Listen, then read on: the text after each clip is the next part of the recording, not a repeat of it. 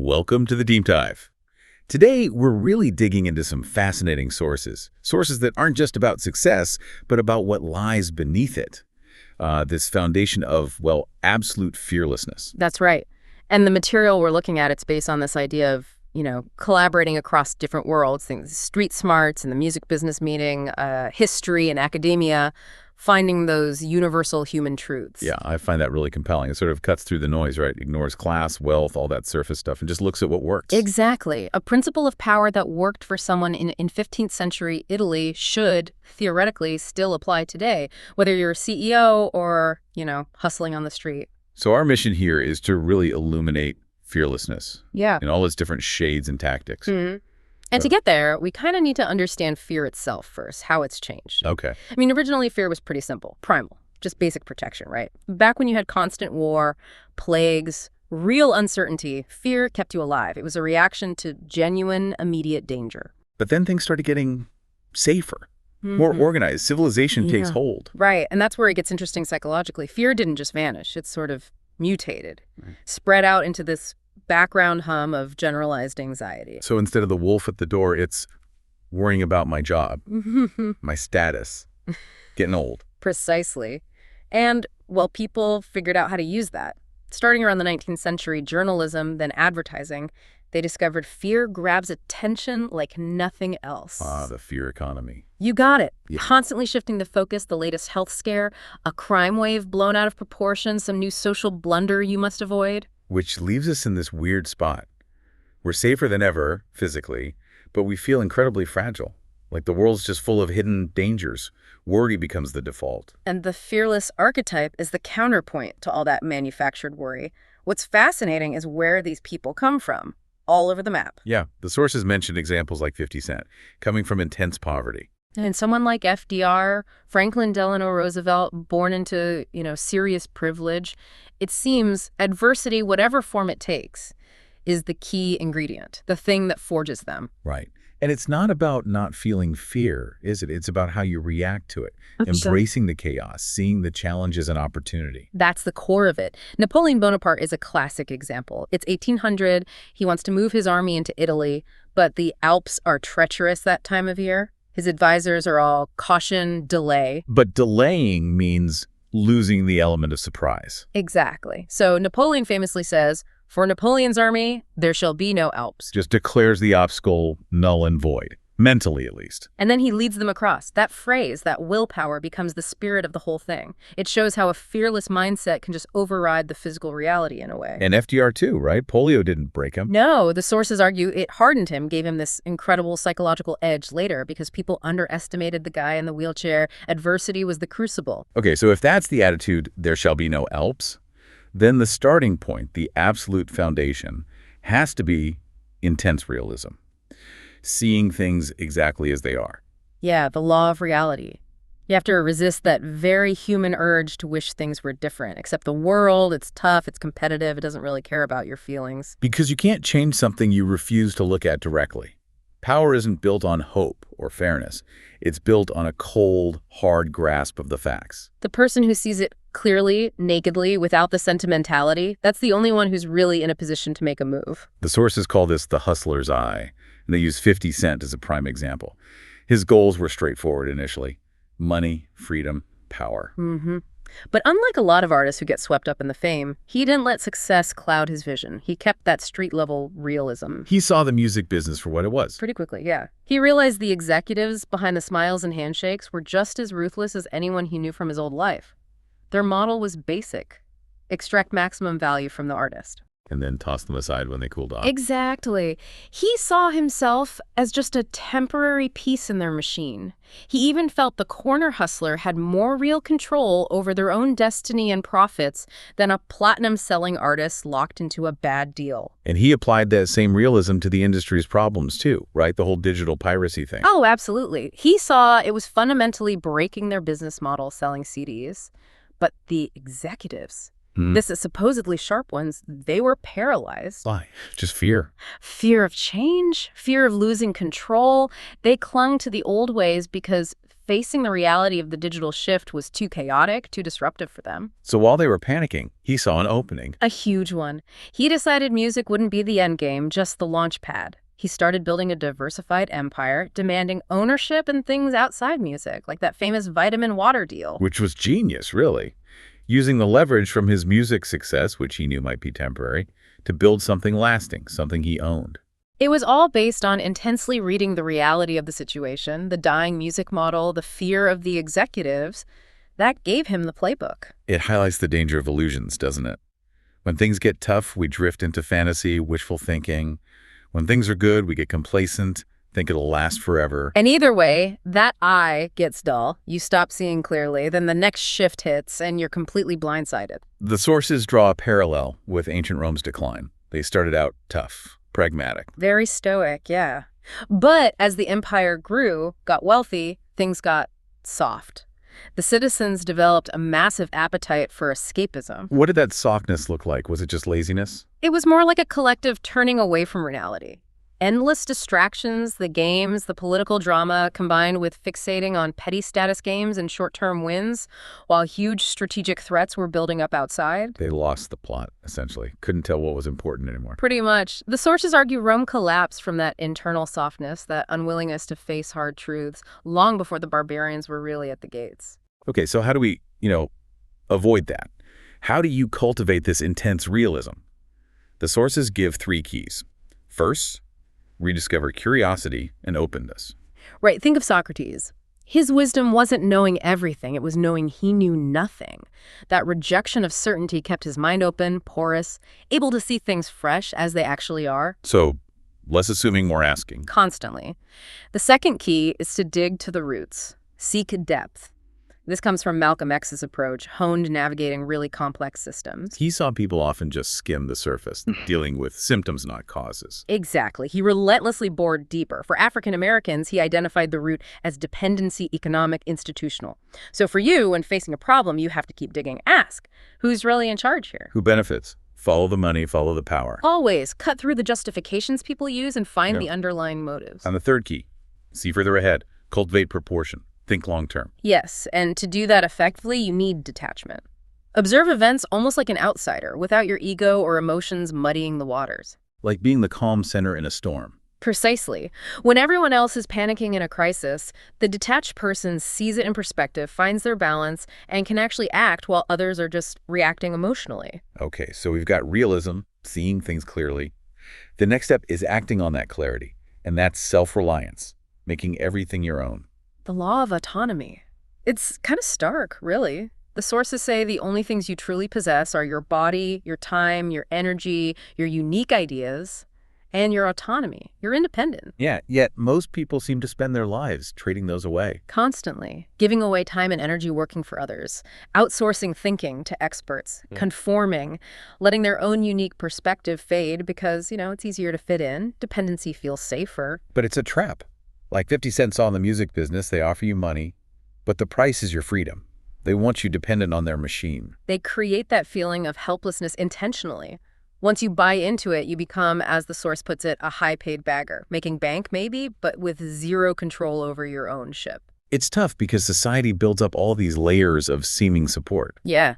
It makes it hard to see how fundamentally alone we are. Yeah, there are endless little crutches. Experts for everything, easy distractions, jobs that pay just enough to keep you tied down, but not enough to get truly free. And dependency feels comfortable at first, but it's deadly in the long run. It shrinks your options. When a real crisis hits, you lose your job. A project fails. You've got nothing internal to fall back on. The sources use Reuben Hurricane Carter, the boxer, as an extreme example of rejecting dependency, falsely imprisoned for years. Prison is designed specifically to destroy autonomy. Right. It's total control. So how do you fight that? How do you stay you when the whole system's trying to erase you? Carter's strategy was pure mental resistance. He decided the system wanted him broken psychologically, so he acted like a free man inside the walls. Refused the uniform, refused the ID number, wouldn't do assigned work. He chose solitary confinement over giving in. Over losing his dignity, his sense of self, he saw it as choosing freedom, even in isolation. And crucially, he rejected the mental pacifiers. The diversions, yeah. No TV, no radio, no magazines. He knew those were just ways to numb the mind, to kill time. Instead, he owned that time. Turned it into productive time. Intensely productive. Read constantly, wrote his autobiography, and this is key, taught himself law. He was determined to overturn his own conviction by himself. He made prison his university of self-mastery. That leap from dependency to self-mastery means fighting an internal battle too, doesn't it? The part of us that craves freedom versus the part that wants comfort, security. Yeah. Almost like wanting to be a child again. That regression, yeah. It comes from being afraid of being fully responsible for your successes and your failures. So the goal have to be constantly increasing your ownership. The sources say if you face a choice, more money or more responsibility, more decision-making power. Always choose the responsibility. Always choose the autonomy. The bigger paycheck often comes with strings attached, golden handcuffs that limit you later. Like Cornelius Vanderbilt. Started doing grunt work for his dad's ferry business. But he made a decision early on. This wasn't just work, it was training. He decided he'd start his own business soon. And that changed everything. Instantly. Suddenly, rowing the boat wasn't just rowing, it was an urgent apprenticeship, like the source says. He was watching, learning everything, routes, logistics, customers. He gave the drudgery his own purpose. That's autonomy in action. The advice is also to move higher up the food chain. Aim for a position where you control the direction. Right. Cesare Borgia in 15th century Italy understood this instinctively. Relying on allies, patrons, partners, it was always risky. Too many variables. He wanted sole control. As much as possible. Avoid entanglements. Shared control means divided focus, potential betrayal. Self-reliance means trusting your own vision and executing it yourself when you can. And finally, embrace uniqueness. Don't smooth out your rough edges to fit in. Your specific traits, your quirks, your background, that's your unique formula. Own it. Stop worrying so much about what other people think. Like Miles Davis. He kept reinventing jazz based on his own vision, not what was popular. Exactly. Or JFK, creating a completely new political style. People who are truly self-reliant have this weird magnetism because they're comfortable being themselves and don't seem to need anything from anyone else. All right, so we've got realism, we've got self-reliance. Now we get to the really proactive part. Opportunism, or what the sources call mental alchemy. Turning bad stuff into good stuff. Yeah, basically, turn shit into sugar. The fearless mindset accepts that bad things happen. It's not personal, it's just life. The trick is transforming every setback, every piece of adversity into fuel for power and growth. It's a huge mental shift. In comfortable societies, a setback feels like a disaster. Why me? We waste energy on blame. But in tougher environments, that's a luxury you can't afford. You accept, okay, this is bad. Might get worse. Now, where's the hidden opportunity in this mess? 50 Cent's shooting is the starkest example. He's on the verge of blowing up, then gets shot 9 times, hits absolute bottom. Could have ended his career, his life. But lying there, recovering, he did that mental flip. He decided the shooting wasn't a curse, it was a great blessing in disguise. Okay, but how? How do you frame getting shot as a blessing? That takes some serious mental gymnastics. It comes down to necessity.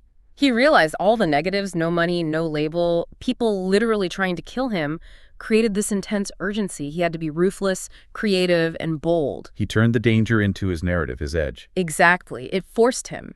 Danger makes you creative. Fearless people almost need adversity to test themselves against, to sharpen their skills. You see that historically, too, like with George Washington during the Revolutionary War. Constant defeats, army falling apart. Total chaos. But that pressure cooker brought out a level of creativity and strategic thinking in him that probably wouldn't have surfaced in peacetime. Crisis forces you to level up. There's also the story of Alexander Selkirk, the real-life Robinson Crusoe. Right. Marooned deliberately on an island, and initially he just fell apart. Total despair. Suicidal thought. But then something forced him to act. A huge, terrifying colony of mating sea lions took over the beach where he was living, forced him inland, and suddenly survival mode kicked in hard. Necessity. He had to innovate. Had to. Built shelters, learned to hunt goats, figured out farming, even domesticated some wildcats for company and pest control. And crucially, he took apart his useless musket and made new tools from the metal pieces. Wow. So the absolute limitation being stranded unlocked this hidden potential. Urgency snapped his mind into focus. He later said it was the happiest time of his life, that period of forced invention and total self-reliance. Limitation became liberation. You can apply this alchemy to social obstacles, too. The boxer Joe Louis in the 1930s faced intense racism. Massive obstacle. His predecessor, Jack Johnson, had been flamboyant, defiant, and ultimately burned out fighting the system head-on. Louis couldn't do that. Showing emotion, gloating it would just feed the racist stereotypes. So he took that constraint, that forced suppression of emotion, and turned it into his weapon. He cultivated this cold and intimidating mask. The embalmer. Exactly. His chilling, emotionless efficiency in the ring unnerved opponents more than any trash talk could have. He turned a social disadvantage into a powerful psychological tool. The obstacle became his strength. So part of this is actively looking for turning points, seeing opportunity where others just see chaos or tension. Right. When big shifts happen like digital destroying the old music model, most people just feel fear. They cling to what they know. But that fear creates a vacuum. And that's the opportunity. Be the first one to embrace the change, to figure out the new rules while everyone else is mourning the old ones. Exploit the fear of others. And finally, a really counterintuitive one. Move before you are ready. Don't wait for perfect conditions. This goes against everything we're usually taught. We want more data, more resources, more certainty.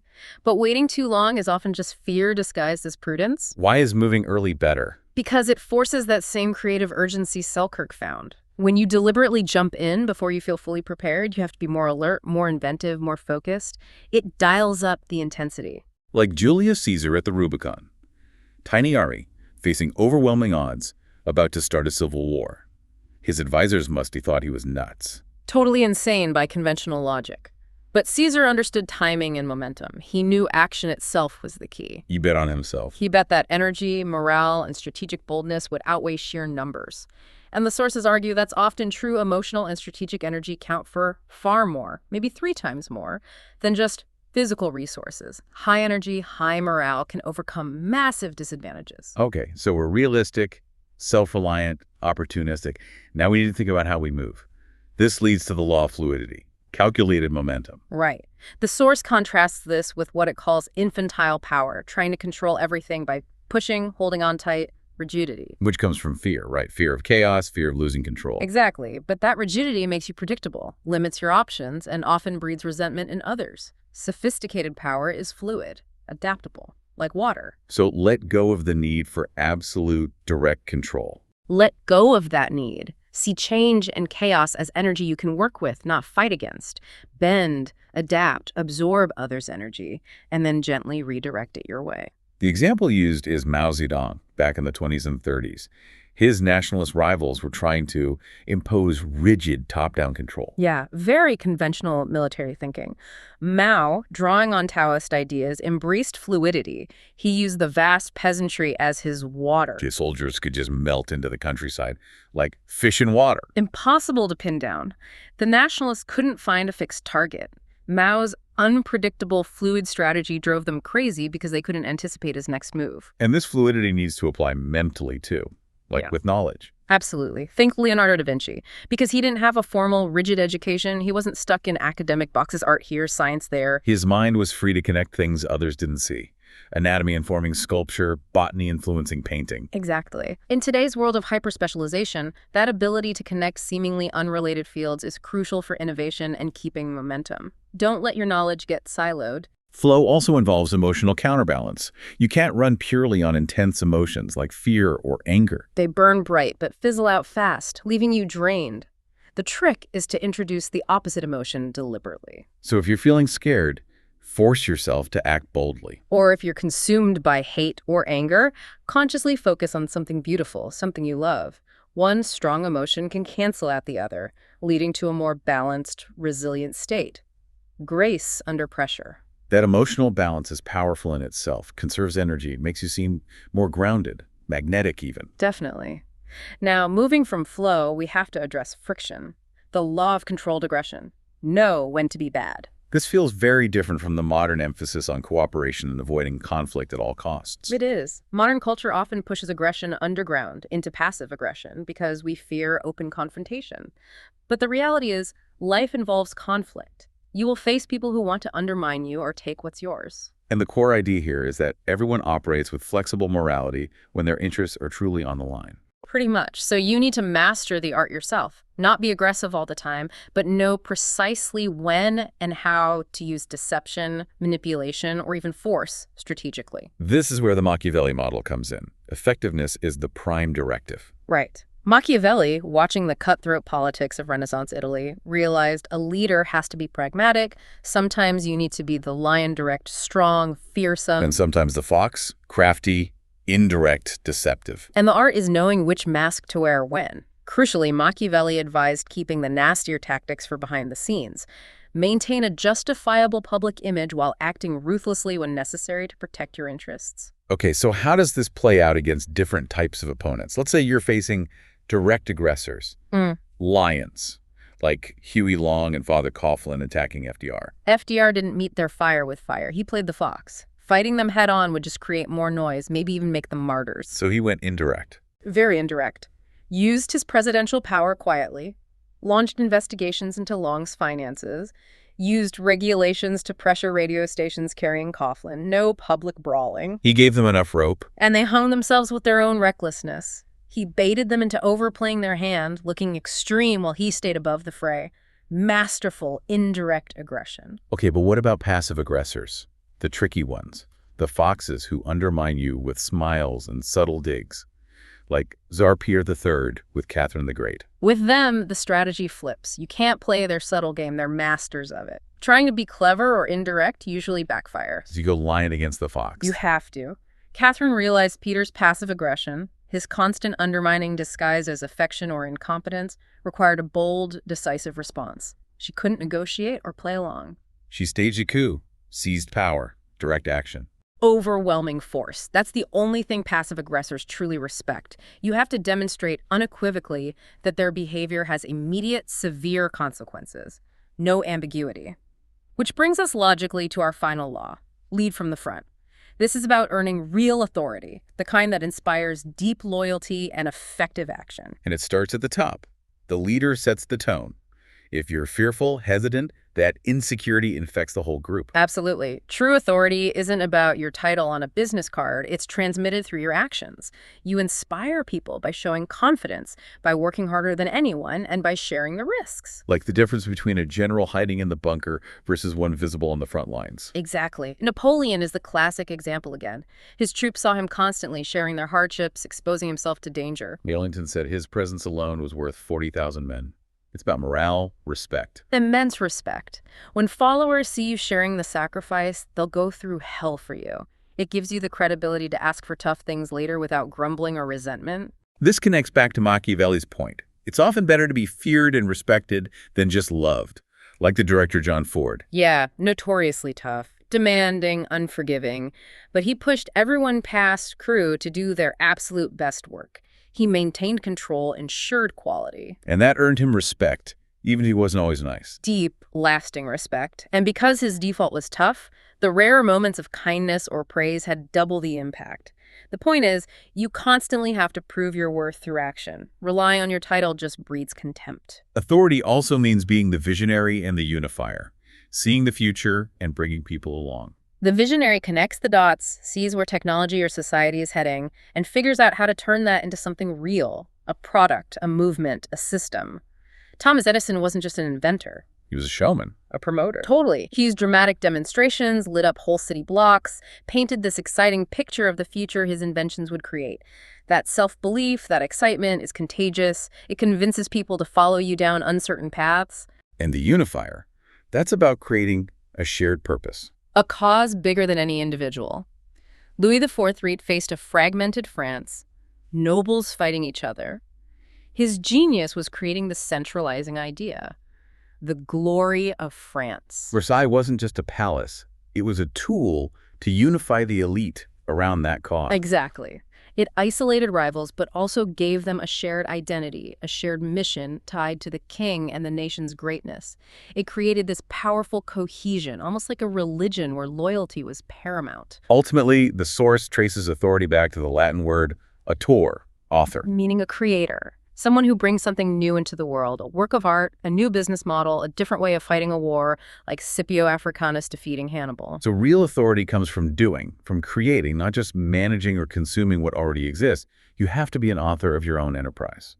So we've covered a lot of ground today on the path to fearlessness, starting with that intense, clear-eyed realism. Moving through rigorous self-reliance, reclaiming your time and autonomy. Then the mental alchemy of turning adversity into opportunity. mastering strategic fluidity, knowing when to be aggressive. And finally, earning true authority by leading from the front, by being an author of your reality. And underpinning all of this is that core internal struggle, isn't it? Overcoming the fear of instability, the fear of change.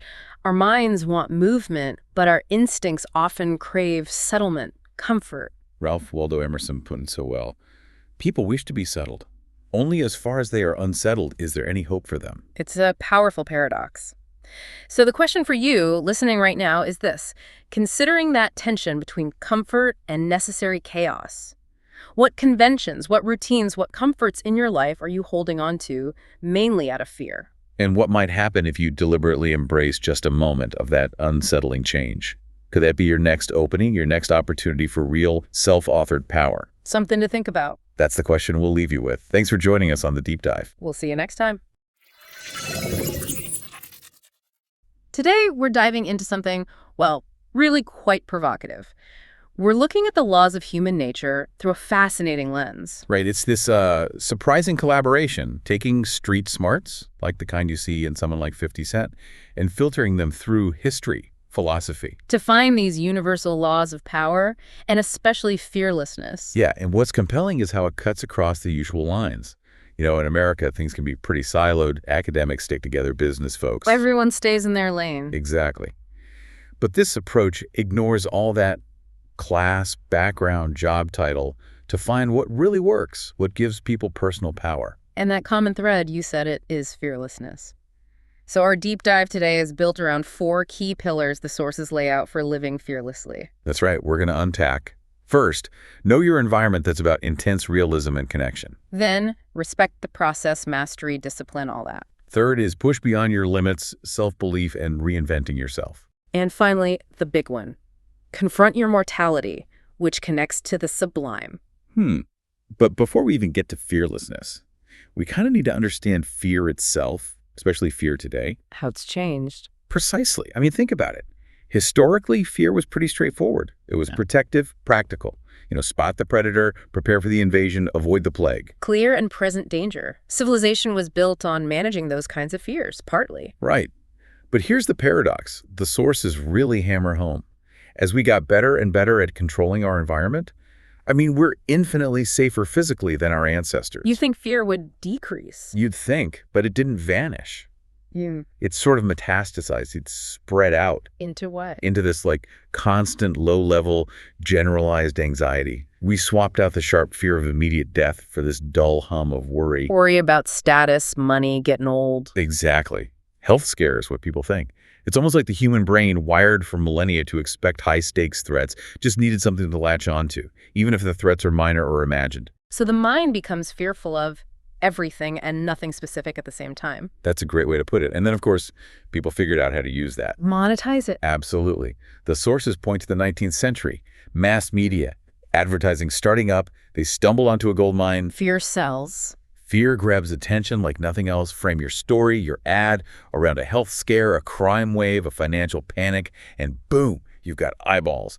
It bypasses rational thought. And now we're just constantly bombarded with it. News, social media. It's a sophisticated barrage, visceral images, scary headlines. Yeah. It keeps us in the state of low-level dread, this feeling that we're fragile, that danger is lurking everywhere. Even though statistically we're safer than ever. Objectively, yes. But that feeling of fragility, that manufactured anxiety, that's the big psychological hurdle we need to overcome for real fearlessness. Okay, that sets the stage perfectly. So if we want to be fearless, we first have to tackle this mental fragility. Pillar 1, intense realism. Know your environment from the inside out. Yes. And the biggest challenge here is super common. It's resisting that urge to just wish things were different, you know. The fantasy trap. Exactly.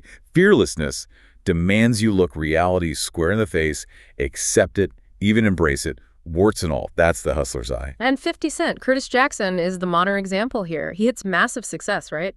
Fame, money, everyone telling him he's great. He could have easily just relaxed into that. Yeah. Gotten complacent. Let the success bubble become his reality. But he didn't. No. He kept that sharp edge. He looked past the glamour of the music industry.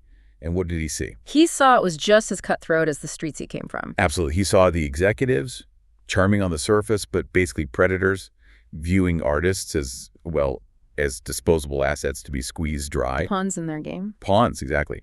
And crucially, he saw the bigger picture, too. The fundamental economic reality. Which was? That the old model, selling CDs, physical media, it was collapsing. Piracy was killing it. And the executives? They were either too scared, too stuck in their ways, or maybe just too comfortable to really face that reality, living in a fantasy. But he faced it. That realism saved him, didn't it? It absolutely did. He understood, way ahead of many others, that music was shifting. It wasn't going to be the primary cash cow anymore. It was becoming more like a promotional tool. A way to build the brand. Precisely. And because he saw that harsh reality, he diversified immediately, built this whole empire around the music, fashion, drinks, other ventures, using the fame as leverage, not the endpoint. So the real danger is that soft mind you mentioned. Yes.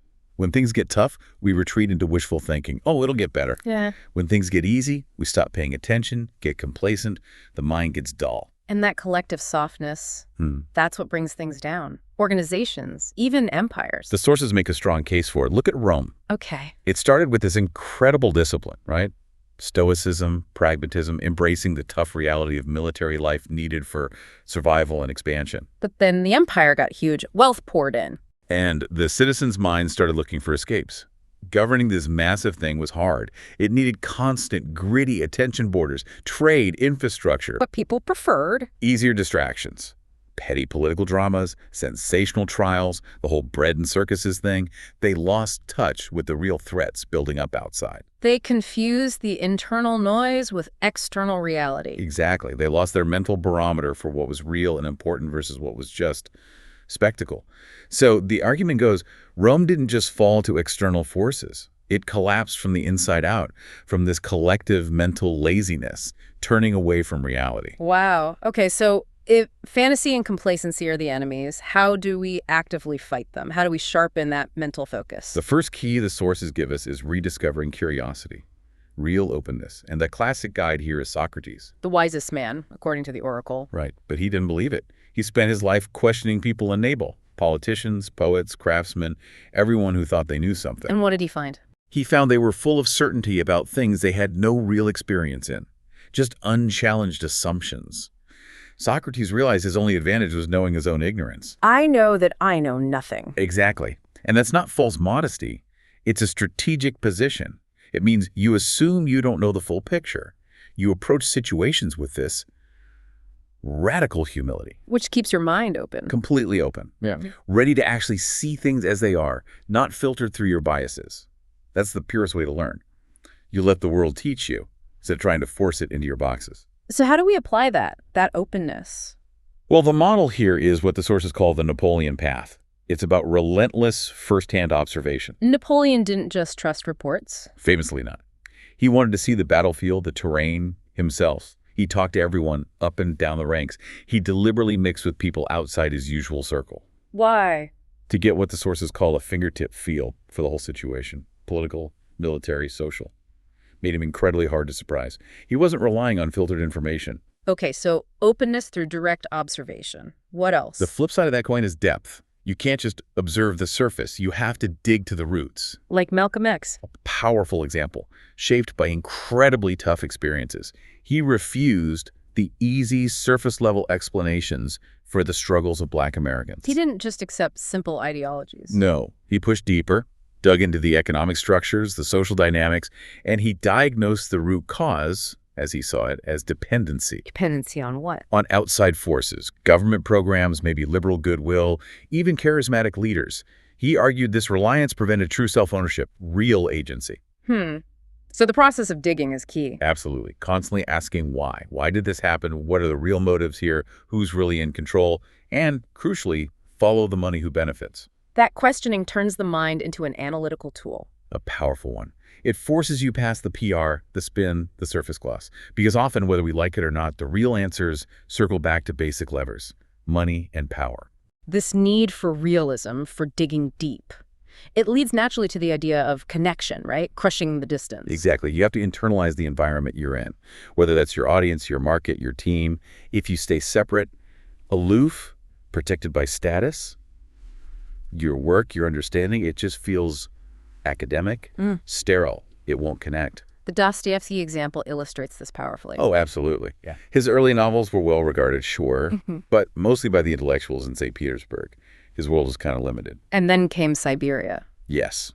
Arrested, mock execution, years of hard labor, living side by side with thieves, murderers, the absolute bottom of Russian society, the peasantry. A brutal education. Brutal, but transformative. Sure. He came back having experienced Russia not from books, but from the raw, unfiltered reality of its people. He realized he hadn't truly known them at all. And that changed his writing. Profoundly. His later masterpieces, Crime and Punishment, the brothers Karamazov, they resonated across the whole nation and beyond. They felt true, urgent, universal. Why? Because he wasn't writing about the Russian soul anymore. He was writing from it. He'd crushed the distance. That immersion is key, like Toulouse-Lautrec, an aristocrat choosing the first mart. Another perfect case. He could have stayed in his refined world, painted polite portraits, but he threw himself into the heart of Bohemian Paris. The Moulin Rouge, the brothels, the cafes, lived among the dancers, the artists, the prostitutes, the performers. He wasn't just an observer. No, that's the crucial part. He wasn't some detached anthropologist or moralist looking down. He was in it, sharing drinks, secrets, struggles. He was a participant. And that comes through in the art. You feel it instantly. Those famous Moulin Rouge posters, they were scandalous at the time, but they crackle with energy. They're alive because he wasn't just depicting a scene. He was capturing the spirit from the inside. He had that fearless openness, that connection.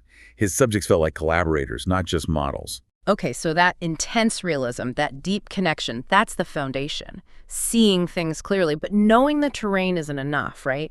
You need the skills to navigate it. Exactly. Which brings us straight to the second pillar. Respect the process, mastery, and discipline.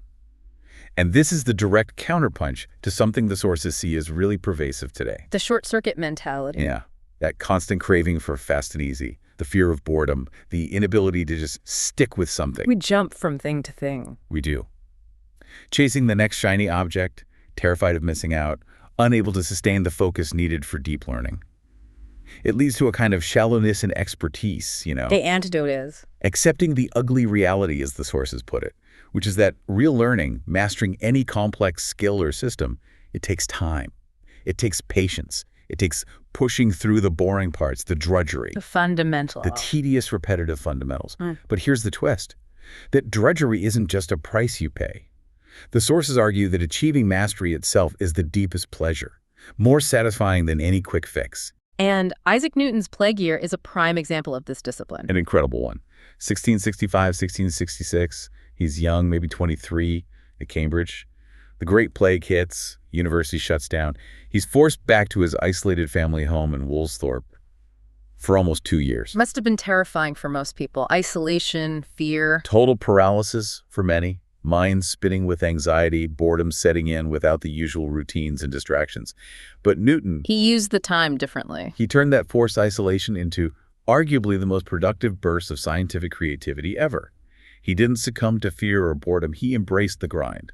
What did he actually do? He filled notebooks, endless calculations. He didn't just ponder gravity. He did the painstaking math. He pushed through the tedious geometry and algebra that had frustrated him before.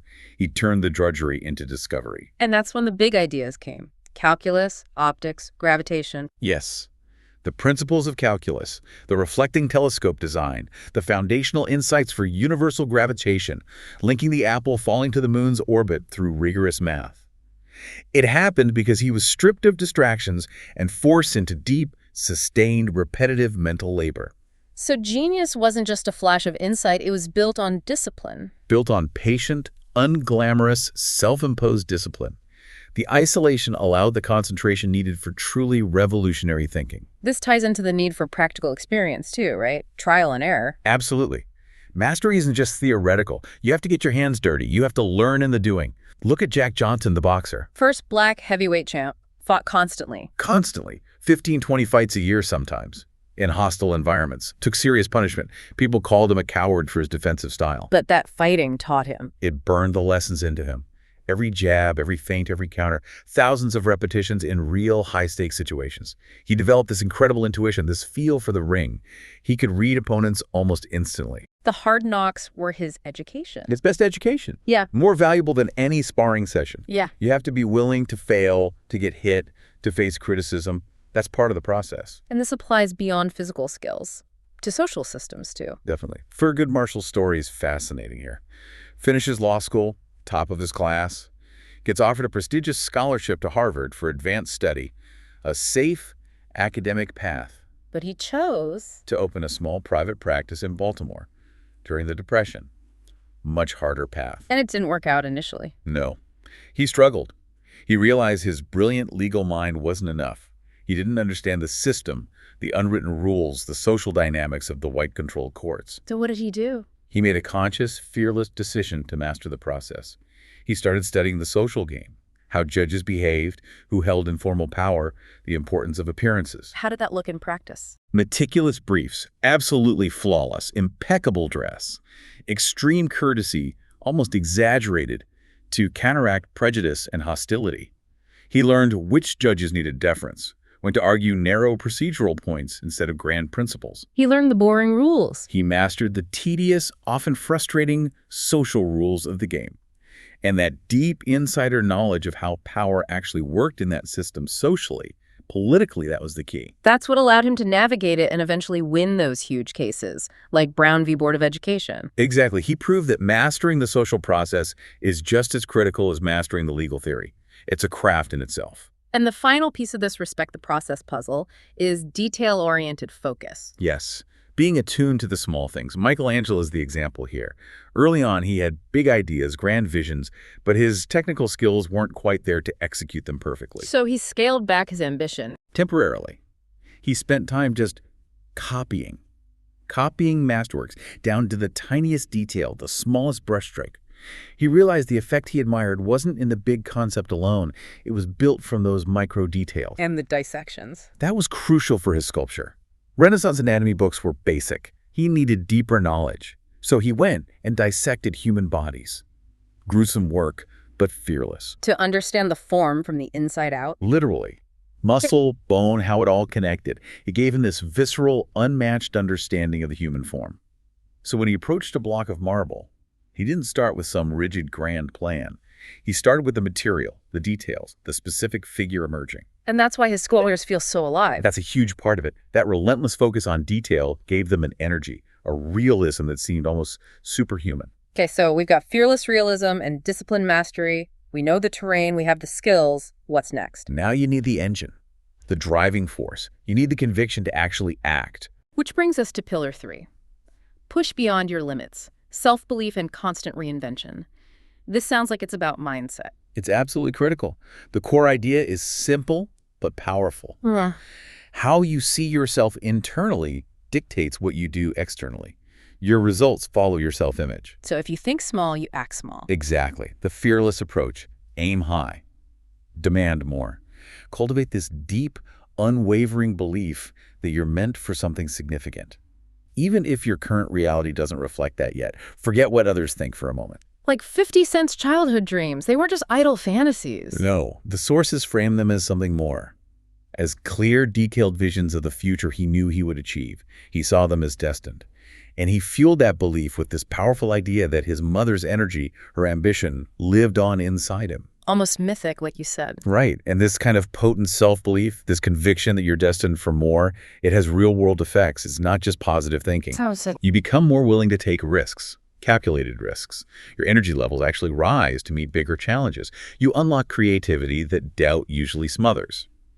And people sense that conviction. They're drawn to boldness. They follow it. But it can't be static, right? This self-belief needs to adapt. Absolutely. It needs constant reinvention. Look at JFK. The sources point to his deep fear of powerlessness, rooted in childhood illness. This drove him to constantly manage and reshape his public image.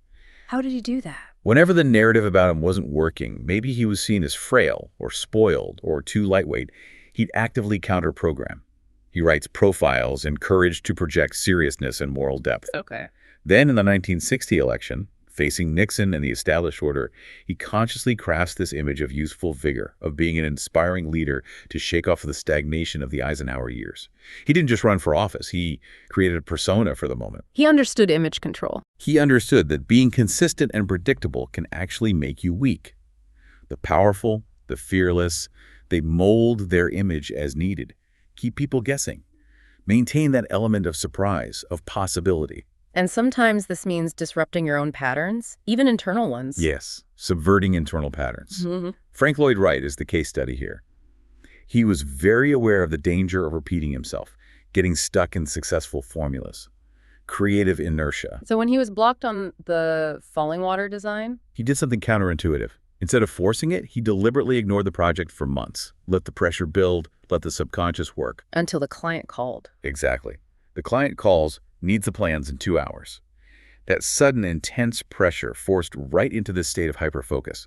And in that short window, he poured out the entire revolutionary design, one of his most iconic works. Necessity created the breakthrough. Necessity, and the deliberate breaking of his routine. It forced him to access something new. The sources argue that our biggest leaps forward often happen under pressure, in negative times, because that's when radical solutions become necessary. Which leads to the idea of acting decisively, betting on yourself and moving before you are ready. Yes, waiting for the perfect moment, for all the stars to align. That's not caution.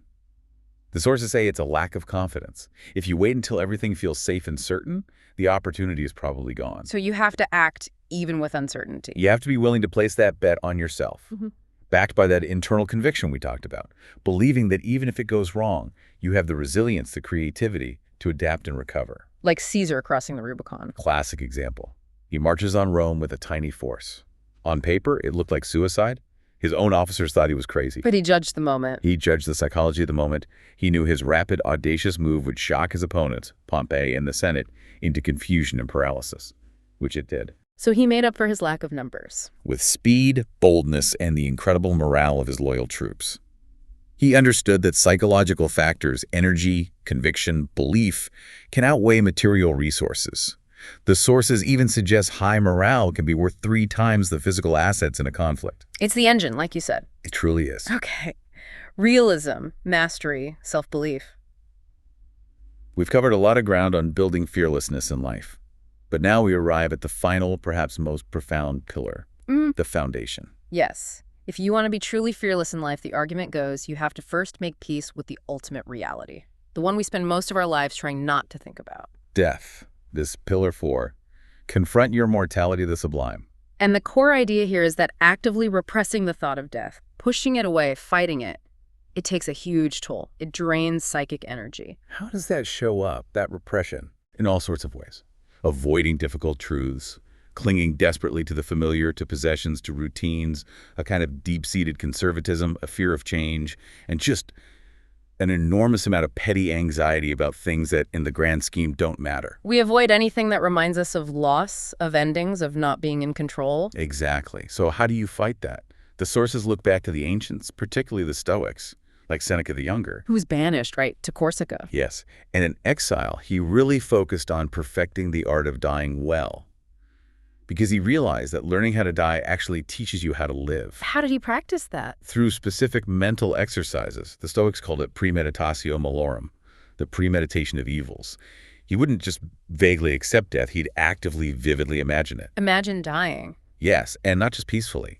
He'd imagine painful deaths, loss of wealth, loss of reputation, exile, torture, the worst possible scenarios. He'd rehearse them mentally. Why? That sounds morbid. The goal was familiarity.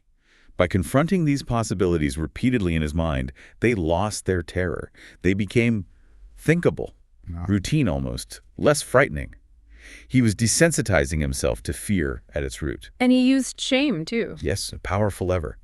He reasoned that fearing death was essentially unnatural. It was fighting the fundamental law of existence. By seeing the fear as irrational, even shameful in a philosophical sense, he worked to root it out completely and felt liberated when he did. Because once you accept the worst-case scenario, all the smaller, everyday fears shrink dramatically. Losing your job, being embarrassed, missing out, they seem trivial compared to the ultimate end you've already mentally faced. So confronting mortality brings clarity, urgency. Profoundly so. Your perspective shifts entirely. Suddenly you have this ultimate measuring stick for your time. Petty squabbles, chasing status symbols, endless distractions, they lose their grip. You start focusing on what truly matters, what fills your limited time with meaning and purpose. This confrontation also connects to creativity, doesn't it? The sense of evanescence and urgency. Yes. Look at Kenki, the 14th century Japanese poet and monk. He lived through incredible chaos, civil wars, collapsing social order, Everything seemed unstable, temporary. And that awareness of impermanence. It didn't crush him. Instead, it heightened his sensitivity to the present moment, to fleeting beauty, to the preciousness of now. It fueled his writing, gave it this poignant depth and urgency. Knowing things won't last makes you appreciate them more intensely. There's also the sense of awe, connecting to something bigger. Right. Jean de Lery, the Huguenot pastor living with indigenous tribes in Brazil in the 1500s. Initially, he was terrified. He saw their culture as barbaric, chaotic, threatening. But then he heard them sing. Yes. And he describes their singing as unearthly. So beautiful, so powerful, it just overwhelmed him, transported him. In that moment of awe, his fear, his prejudice, it just dissolved. So connecting with the sublime, with beauty, with something transcendent, that's an antidote to fear. It's a powerful one. It lifts you out of your small, fearful self and connects you to something vast. It neutralizes negativity and fear. And finally, confronting mortality connects us to each other, the oceanic sense. Exactly. Death is the great equalizer. It doesn't care about wealth, status, power, background. It comes for everyone. The ultimate shared fate. Realizing that deeply, that the person you resent, the person you admire, the stranger on the street, they all share this same final destiny. It creates this profound sense of connection, a shared vulnerability. It dissolves the basis for a lot of conflict. It really can. Seeing your own fate reflected in everyone else, it fosters a kind of quiet compassion, a sense of being part of the same vast, temporary human drama.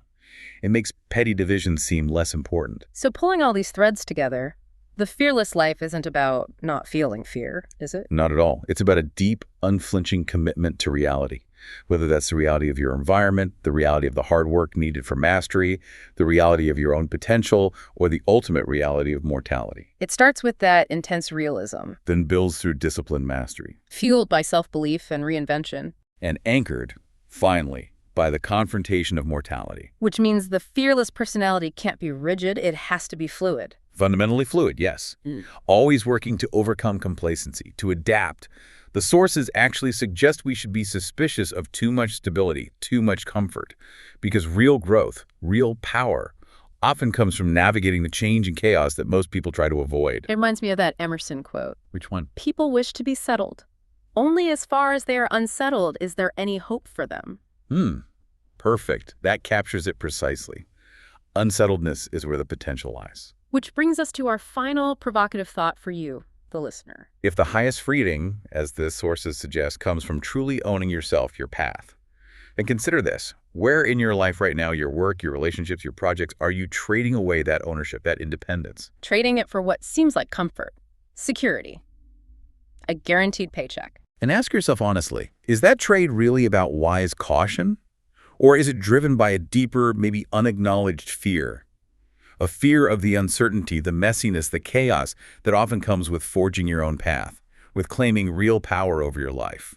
Where is your biggest dependency right now? The one you need to reclaim urgently to truly take possession of your unique self.